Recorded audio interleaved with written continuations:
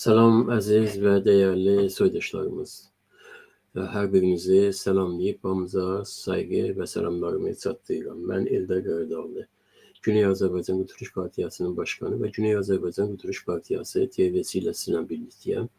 Həftəlik toplantılarımızdan, həftəlik görüşlərimizdən Qurtuluşun sözü ilə bu günləri demək ki, Bank Şərqi məsələsi ilə bağlı sizinlə danışmam olacaqdır. Bank Şərq kimdir, Bank Şərq nədir? Bir Güney Azərbaycandan olan, İranda yaşayan bütün soydaşlarımız bunu azdan çoxdan bilirlər və tanıyırlar bu bank. Bank 2009-cu ildə Qalibab mafiyası ilə birlikdə onun demək ki, Azəri şərqçiləri və ümumiyyətlə belə tiplərin vasitəsilə ki, bir əlləri sipahda, digər əlləri rejimin ixtilasçı qüvvələrinin demək olar ki, açıq hesablı orqanlarındadır. Bunlarla birlikdə bu bankı Tehranda ixtisas iftitah olunur və haradasa demək olar ki, bir 5-10 il çəkilir ta bu bank özünün o qaydalarını yola salsın və ondan sonra Mərkəzi Bank vasitəsilə tanınır və bu Mərkəzi Bank vasitəsilə tanınandan sonra ki, daha doğrusu demək ki, bu yatırmalara başlayır və bu yatırmalarında əsas şəhərdarları ya bələdiyyələri demək ki, nəzərdə alır. Bələdiyyələri Şərqli, Tehran, İsfahan, Şiraz, Kərəc, Məşəd kimi böyük demək Əhvaz kimi böyük şəhərlər. Bunun geyində demək quruluşunda pay sahibləri sayılırlar və beləliklə bu davam edir. İlk yatırımı 150 milyard tümənlə başlayır və sonralar böyüyüncə hardasa demək olar ki, 2024-cü ildə birdən-birə bunun yatırımı və ya sərmayəsi daha doğrusu 39 milyard tümənə qədər 39 min milyard tümənə qədər qalxır və orada demək olar ki, 4 böyük holdingi nəzərə alınır. O 4 böyük holdinglərlə ibarət Saxtamanı və Umranı holdingidir, mali iqtisadi holdinglərdirlər və daha doğrusu fənnavəri ittilaat, sənaye, maden və enerji holdingi və bir də Məndəravərdə və gecə ilə təşkil tapan demək ki, Persepolis holdingi. İndi bizi ilgiləndirən məsələ bundan ibarətdir. Persepolis hardan holding oldu? Persepolis nədən birdən-birə holdingə çevrildi? Halbuki Persepolis demək olar ki, hər zaman hakimiyyət tərəfindən, faşizm rejimi tərəfindən, istərsə bundan öncəki şah tərəfindən, istərsə indiki Cümhur İslamı tərəfindən himayə olunmuş, maliyyələşdirilmiş və federasyon bir futbol takımıdır. Və bu federasyon futbol takımının hardan, nədən gəlib holding olması, hansı sərmayələri, hansı şirkətləri vardı ki, bunu holding hesablarlar, amma hesablayırlar və bunun adına da demək ki, 340 min milyar tümən hesab açırlar. İndi bu qəribə bir şeydir. 300 demək ki, 40 min milyard hardan gəlir və nədən gəlir? Bu özü çox hesabların birisidir. Ancaq burada əlbəttə ki, rejimin birbaşa təhidə əsasında bu verilir və bunu da ünvanlayırlar ki, güya ki, bu holdingin kulli sərmayəsi 340 min değil, onun 10 qatı daha doğrusu 3400 min milyard tüməndir və bu demək ki, 340 min milyard tümən ki, sərmayə qoyulur. Bu sərmayə ancaq o holdingin ondan birisidir.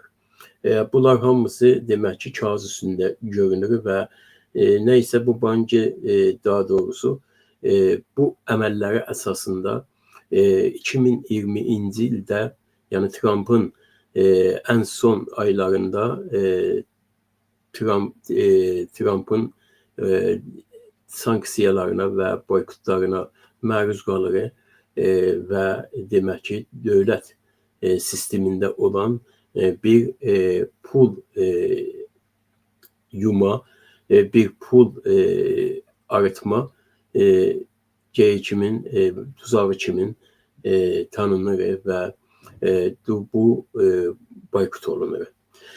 İndi bu demək ki, bu bankın boykot olub olmaması söz konusu da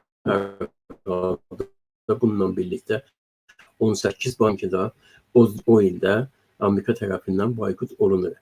Ancaq bu bankın ən son yatırımcısı olan bizi çox ilgiləndirir və o da Təbrizin şəhərdarısıdır. Təbrizin şəhərdarısı son ildə, yəni bu ilin demək ki, ilk başlarında açıq aydın təzyiqlər və baskılar vasitəsilə daha doğrusu bu banka yatırma məcburiyyətində qalır və bu bankın yatırma miqdarı hardasa demiyorlar ki 1500 milyar tümən ödəmə təahhüdü ilə baş verir və bu 1500 milyar tümən ödəmə təahhüdü altını Təbrizin şəhərdarısını imzalatırlar və Təbrizin şəhərdarısını imzalatmadan öncə bu Təbrizin şəhərdarı şurasının ya bələdiyyə şurasının imzasından və təyidindən və onayından geçir. Bu da bir qərib bir şeydir. Yəni orada ki, demək ki, insanlar yığışıblar və xalqın səsi rəyi ilə gəlib oturublar orada. Bunlar birbaşa demək ki, bu millətə, bu xalqa xıyanət imzasını atırlar. Nədən xıyanət imzasını? Ondan ötürü ki, dediyim, indi birazdan da buna işarə etdiyim olacaqdır ki, Persepolis demiyorlar ki, federasyonun indişah zamanında və bu zamanda da, bu mevcut rejimin zamanında da sırf anti-Azərbaycan və anti-Türk projesi kimin ortaya qoyulur və bu birbaşa federasyonun timi kimin, federasyonun demək sevgilisi kimi malılaşır və bunun da ən böyük qayəsi Azərbaycan Türk millətinə olan nifrəti və Türk millətinə ümumiyyətlə olan nifrətidir. Bu baxımdan da diqqət eləsəniz, demək ki, Azərbaycanın traktor takımı ilə İranın Persepolis takımı bir-biri ilə yarışanda hər zaman Persepolis tərəfindən demək şüarlar verilir, anti-Azərbaycan, anti-Türk şüarlar verilir, etnik şüarları verilir və bu etnik şüarların da əsasında təhqiramiz demək ki, şüarlar indi orada 1, 2, 3, 5 ağızdan deyil, bəlkə daha doğrusu 100.000 ağızdan çıxır. Bu da çox təşkilatlanmış və çox sazmandehli olunmuş bir sistemdir ki, federasyon tərəfindən birbaşa bu ortaya qoyulur. İndi bunun büdcəsinin, bunun sponsorluğunun Azərbaycanın Təbriz şəhərdarısının, Təbriz bələdiyyəsinin olması daha doğrusu çox sancı verici və ağrı vericidir. Məsələ bundan ibarətdir ki, Təbrizin demək ki, şəhərdarısı son illərdə, yəni bu ilin ilk aylarından etibarən ki 1500 milyar tümən sərmayə qoymağa məcbur olur.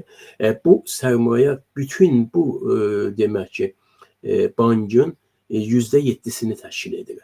Bu bankın bütün yatırımının %7'sini təşkil edir. Yəni bu demək ki Təbriz bu bankın ən böyük səhmidarı olur, Təbriz şəhərdarı. Ən böyük, bəlkə Tehrandan sonra, bəlkə Tehranın daha doğrusu sərmayəsi bundan çox ola bilər, onu bilmirəm, deyə bilmərəm. Amma hesablasız ki, demək ki, burada hardasa 10 şəhərdardan daha çox şəhərdarı vardı. Demək ki, 1500 milyar tümən ödəmə təahhüdü tək başına 35 min milyar tümənin hardasa %7'sinə təsadüf edir və bu %7'si çox böyük bir rəqəmdir.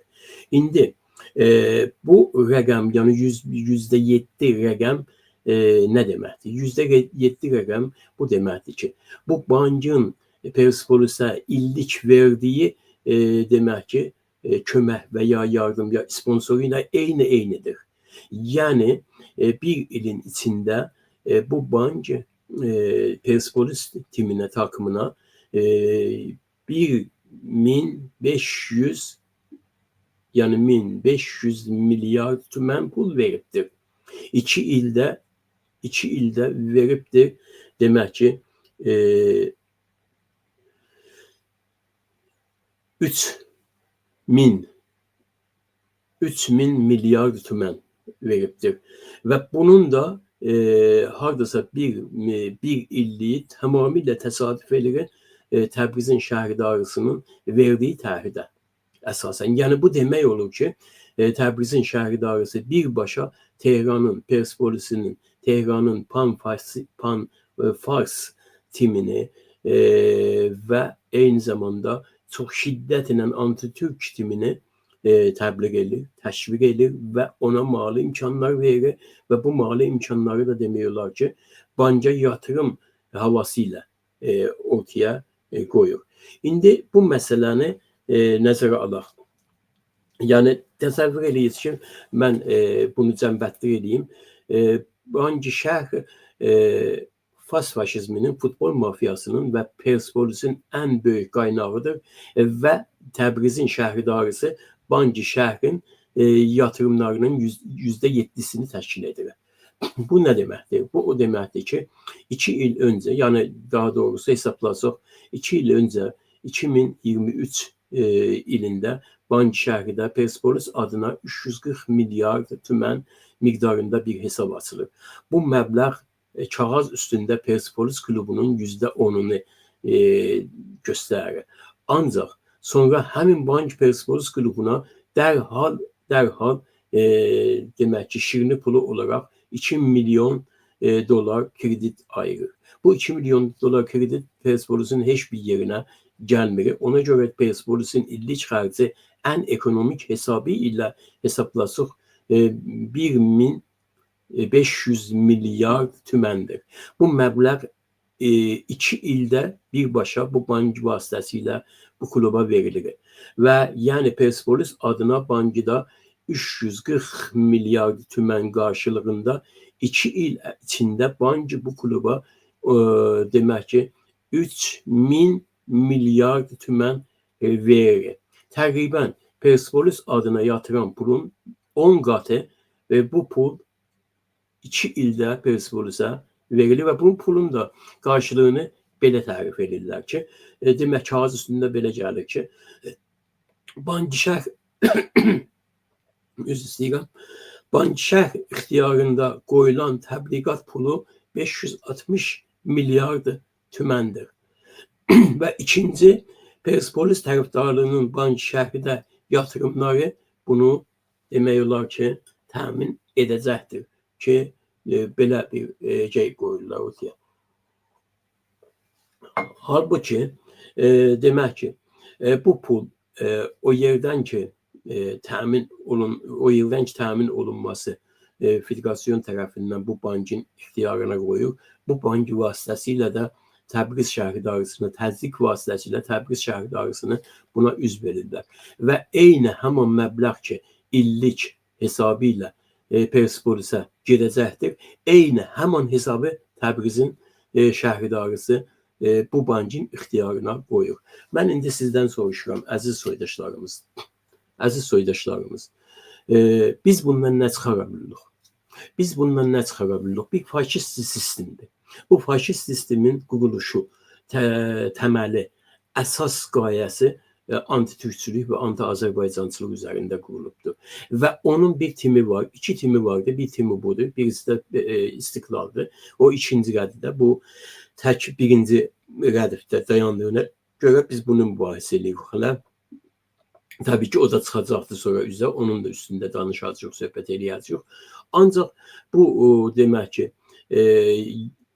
məbləğin eyni məbləğdə olduğunu, yəni Təbrizdən gedən para birbaşa gedir Perspolisin kisəsinə və birbaşa oradan da Azərbaycan Türk millətinin əleyhinə təbliğat olunur və Azərbaycan Türk millətinin əleyhinə bu takımı demək ki, quldurcasına qaldırmağa çalışırlar ki, Təbrizin klubunu, Təbrizin demək olar ki, Azərbaycan traktor klubunu onunla yatışsınlar. İndi sizdən soruşmaq istəyirəm, əziz soydaşlarımız. Təbrizin bələdiyyəsinin bu düşüncəsi, bu fikri, bu ortaya qoyduğu xiyanəti biz nə ilə hesablayaq? Biz nə ilə hesablayaq ki, orada demək millətin pulunu, millətin cib xərcini, millətin çörək pulunu götürüb və buradan göndərirlər Tehrana ki, Tehranın faşist timini tərbiyyət eləsinlər bizim əleyhimizə. Bu birbaşa Təbrizin Tehrana olan bağlılığı, birbaşa demək ki, Azərbaycanın istimarı, Azərbaycanın istismarını, Azərbaycanın sümürgəçiliyini göstərir. Azərbaycan bu günləri sadəcə mədənlərdə deyil, sadəcə qızılında, sadəcə misində, sadəcə demək ki, mərmərində, travertənində, sadəcə yeraltı, yerüstü sərvətlərində deyil, sadəcə beyində deyil, sadəcə gəncliyində deyil, bəlkə bütünlüklə demək olar ki, sərmayası ilə bu rejimin sümürgəsi altındadır. Ona görə də bizə təkcə yol qalır. Təkcə yol budur. Qurtuluş yolu, təkcə yolumuz istiqlaliyyət yolu, təkcə yolumuz birbaşa bu mənfur sistemdən qurtarıb və özümüzün əlacımıza özümüz yetirməyimizdir. Bundan başqa bizim yolumuz yox. Demək ki, əziz soydaşlarımız, biz Güney Azərbaycan Qurtuluş Partiyası olaraq hər zaman millətimizin bu çağrılarını sizinlə axtarıb paylaşacağıq. Həftədə 3 gün bizi izləyiz lütfən. Həftədə 3 gün ikinci günlər, yəni seçənbə günləri, yəni pənşənbə günləri, yəni şənbə günləri. Demək ki, bizləri lütfən izləyiz, bizi tərbiyyət ediyiz, bizi izləyiz, bizə abunə oluz, YouTube-umuza abunə oluz, başqa platformlarımızdan bizi təqib ediyiz və biz də demək olar ki, sizin dərdlərinizi çatdırmaq üçün sizin gücünüzə dayanaraq, əziz Türk millətimizin gücünə dayanaraq, əziz Azərbaycanımızın, Güney Azərbaycanımızın dərdlərini paylaşmağa demək ki, qadir olmuş olaq. Çox sağ olasınız, var olasınız. Gələn verilişlərə qədər sizə can sağlığı arzu edirik.